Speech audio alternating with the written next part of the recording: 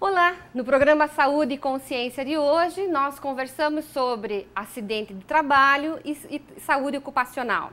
Para esse assunto, nós temos hoje convidados o médico do trabalho, Dr. Fabrício Kovaleschen, e a enfermeira Jaqueline Bortoli. Dr. Fabrício, em relação a essa questão saúde do trabalhador, quais são as doenças mais comuns que nós temos hoje dentro das empresas?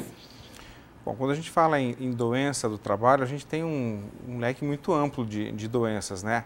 Depende do segmento da empresa, se é um ramo de indústria, se é um ramo, vamos supor, hospitalar, se é uma indústria de automóveis, uma indústria de móveis, enfim, depende do segmento, você vai ter determinados riscos e esses determinados riscos podem gerar algumas doenças relacionadas a ele.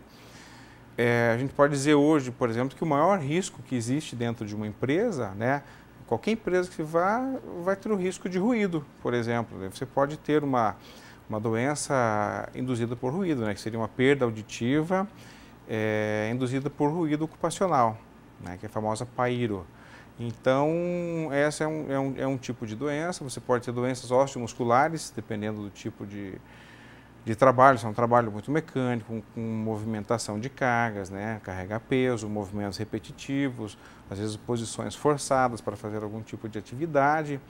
Enfim, assim você tem uma série. Tem problemas de doenças respiratórias, dependendo do tipo de atividade, né? Se trabalha com uma mineradora, por exemplo, você pode ter doença respiratória por aspiração de partículas que ficam em suspensão, que são partículas de sílica, né? Que são, na verdade, areia, que pode dar doença gravíssima no pulmão, né? Então, tem uma série de doenças aí.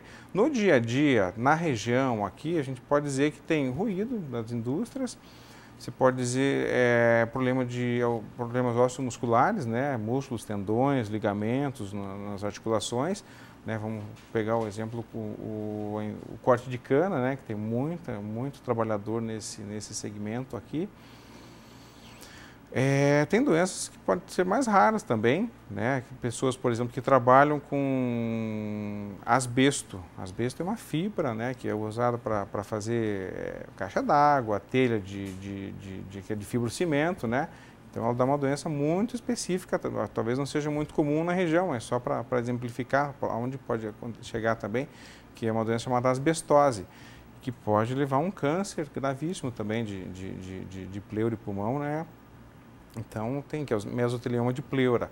Então, tem uma infinidade de doenças, né? Assim como tem uma infinidade de ramos de atuação de empresas, cada empresa pode ter um risco ali. E toda empresa precisa manter, é obrigatório, é uma lei, existe uma legislação que exige a manutenção de um ambulatório do trabalho? Quem trabalha nesse ambulatório? É dividido assim, a legislação fala em empresas com número de funcionários e grau de risco, né? Então, uma empresa com, vamos supor, tem grau de risco 1, 2, 3 e 4. 1 seria um grau de risco pequeno e o grau de risco 4 seria um risco mais extremo, digamos assim, né? Vamos supor, um exemplo, construção civil. Construção civil é classificada como risco 4. Se você pega uma atividade bancária, por exemplo, é atividade de risco 1.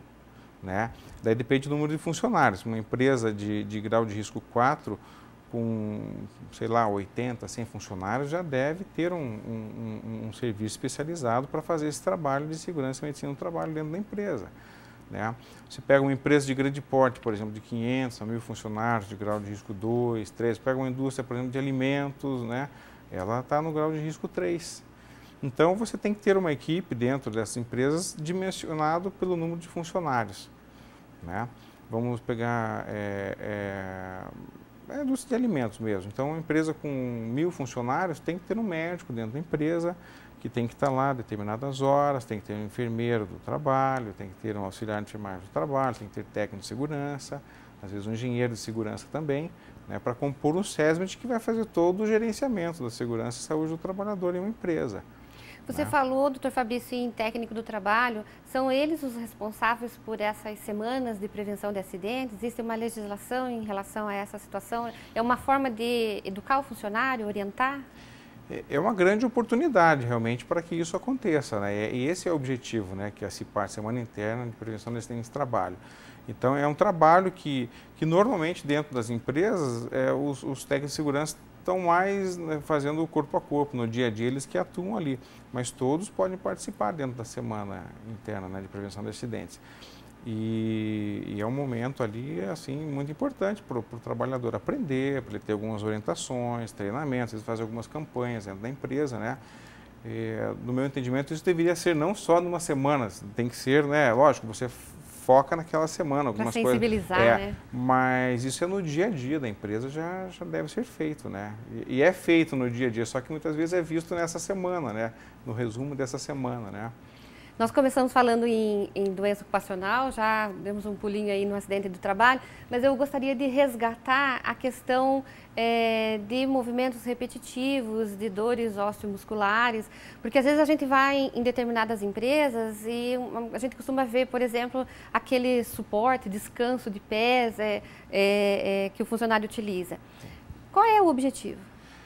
Veja, isso aí entra dentro da parte da medicina do trabalho ligado à ergonomia, né? Que é você adequar o local de trabalho, né, para ficar da melhor maneira possível, para ser o mais confortável possível para o trabalhador, e não o trabalhador se adaptar àquele local que ele tem ali. Então, algumas coisas são colocadas ali, uma cadeira que tem um apoio para os braços, uma cadeira que pode regular a altura, o apoio para os pés, como você falou, também faz parte, você ter mais uma forma de deixar os seus pés, né, não só no chão, mas apoia na frente, você poder mudar de posição ali.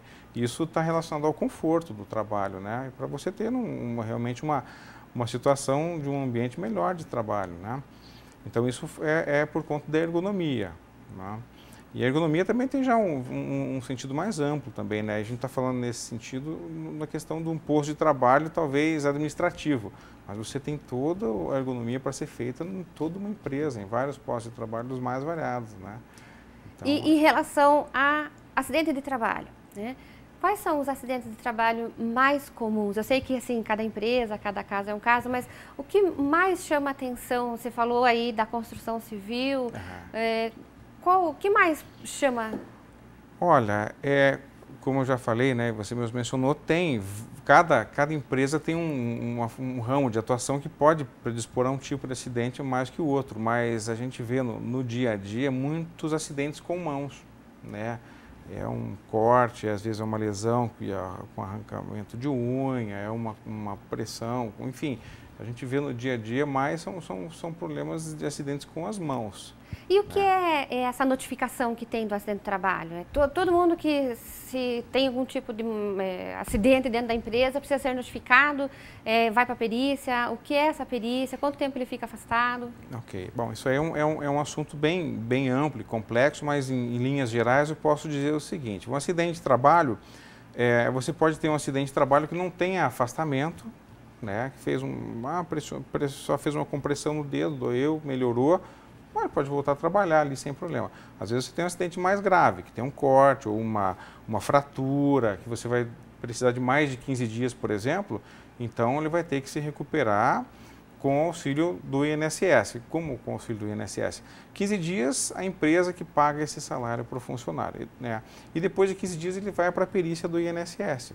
Lá o médico vai ver, avaliar a capacidade laborativa, né, se ele está em condições de trabalhar ou não. Se ele não tiver, ele vai dar determinado tempo de afastamento para que ele se recupere. E em se recuperando, ele retorna ao trabalho, né? E esse período que ele ficou, 15 dias, que a pessoa fala, a empresa paga os 15 dias, a empresa é responsável por pagar isso. E daí para frente é pelo INSS, o INSS que vai pagar o salário dele para ele não ficar sem salário nesse tempo de recuperação. Isso é uma proteção que o trabalhador tem, uma proteção legal, né? E que deve ser utilizada quando for preciso, né? E adicional de insalubridade e periculosidade, é a mesma coisa ou não é? Não, na verdade são coisas diferentes, são situações diferentes.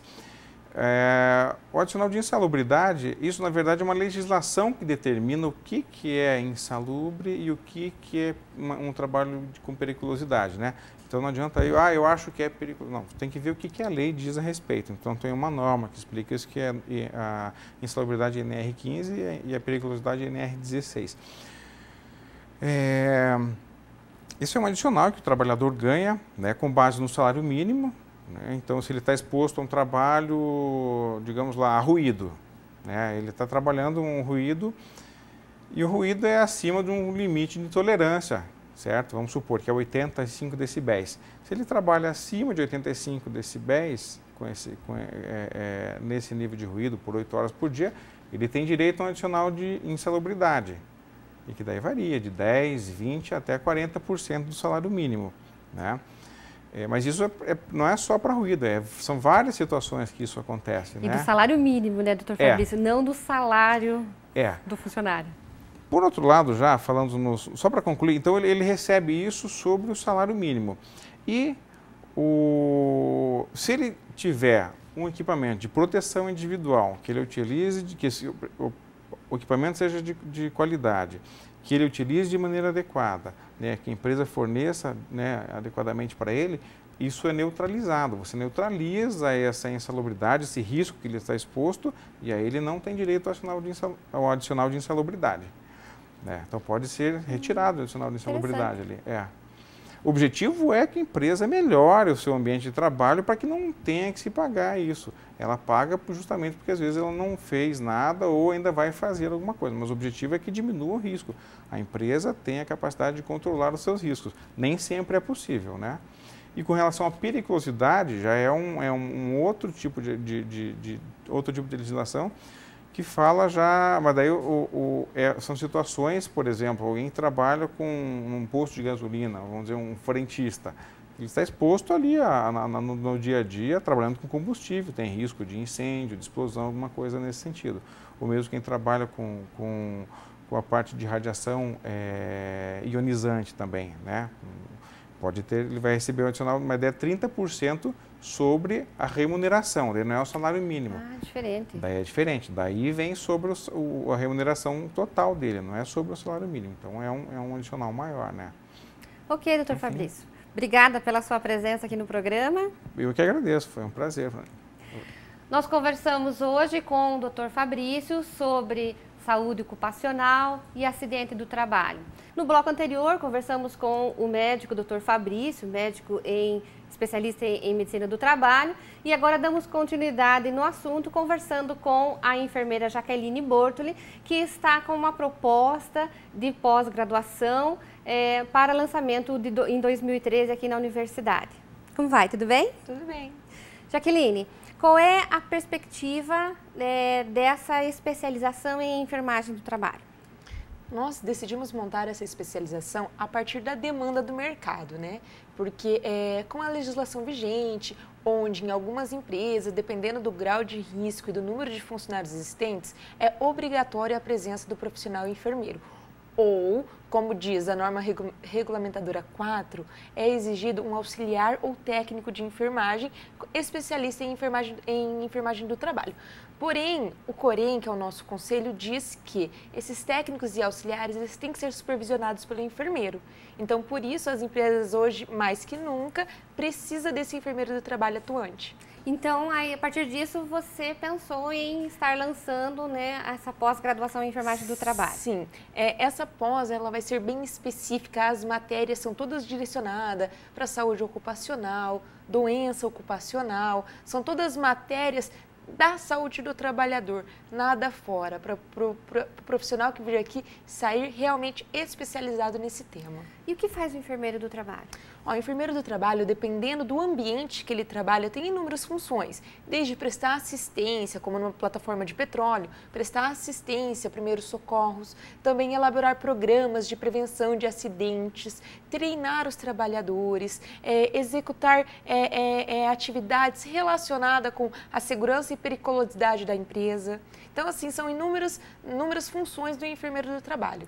Você tem uma base da remuneração do enfermeiro do trabalho? Assim, nós podemos ver que empresas que trabalham com gás e petróleo está em torno de R$ 3.500. Empresas de serviço civil em torno de R$ 2.500 e de serviços públicos está em torno de R$ 2.000. Então, a remuneração é uma remuneração gratificante e que, dependendo do ambiente que você esteja, é essa gratificação. E é um horário diferenciado na jornada de trabalho, Sim, são 30 horas semanais. Por isso que muitos procuram investir na área do trabalho. Por quê?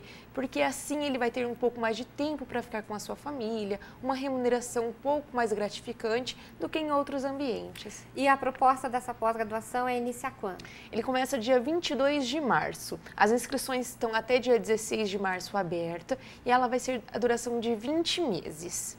E o aluno que é egresso da Unipar tem algum plus, alguma diferença? O valor dessa especialização está em R$ 335. Os nossos alunos 2012, egressos 2012, eles têm um valor de desconto de 20%, que sai R$ 268 a mensalidade, né? E aquele compensa, né? Sim, e os alunos também de egressos de anos anteriores sai 10% de desconto, sai em torno de R$ 300. E aí, são quantos meses mesmo? São 20 meses de duração, porém não são 20 meses de aula, nós temos um período que é dedicado para questões do trabalho de conclusão de curso. Não podemos esquecer também que a nossa especialização ela é reconhecida pelo Ministério da Educação. Então, a gente pede para todo mundo ficar atento a essa questão, né, do reconhecimento pelo Ministério da Educação. Porque depois, quando você for ter que fazer um concurso, ter que colocar o seu diploma em mãos, você tem que ver se aquela empresa que lhe forneceu é reconhecida pelo Ministério. Me parece, e aí me corrija se eu estiver errada, que alguns critérios para esse ingresso na especialização precisa estar graduado, né? Então não pode, o MEC não reconhece? Não, só pode ingressar num curso de especialização quem já é formado na graduação. Você só pode ter um título a mais a partir do primeiro título concedido. E também existe uma carga horária mínima, não existe? Sim, são 360 horas. A nossa pós-graduação tem 390. O mínimo exigido é 360 horas. Então a universidade já está trabalhando aí com uma margem maior em relação... porque nós vimos a necessidade dessa maior carga horária para um melhor preparamento, uma preparação desse nosso acadêmico. E está previsto alguma atividade prática? Sim, nós vamos ter algumas vivências práticas para eles colocarem em prática o que está vivenciando em sala de aula.